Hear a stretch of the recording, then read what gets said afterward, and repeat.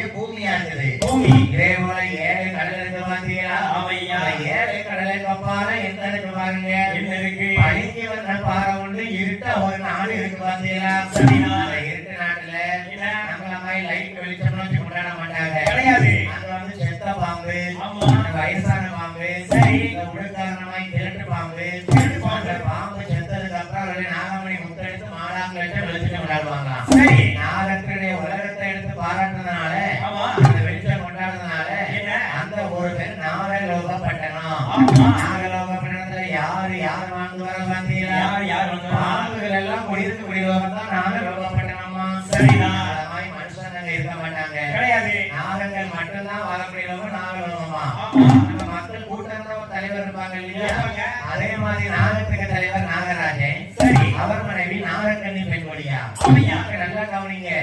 நாகராஜன் நாகக்கண்ணி நம்மள மாதிரி தலை மட்டும்தான் மனுஷன் தலை. சரி. உடம்பா பாத்தீங்கன்னா பாம்புடைய உடம்பாக்கா இருக்கு. நாகராஜனுக்கும் நாகக்கண்ணிக்கு ஆண்டவன் என்ன செல்வத்தை கொடுத்திருக்கான் பாருங்க. நாடு இருக்கு, நகரி இருக்கு,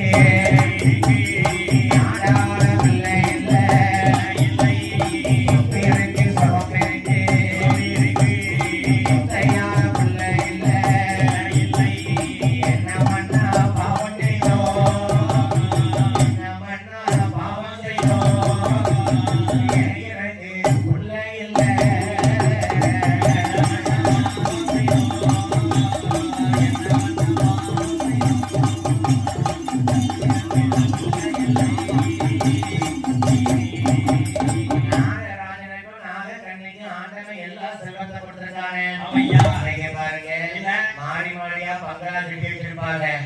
10 ஏக்கர் நிலத்தை வாங்கி போட்டிருப்பாங்க. ஆனாத குறைக்கு வீட்டை வாடகைக்கு விட்டுருப்பாங்க.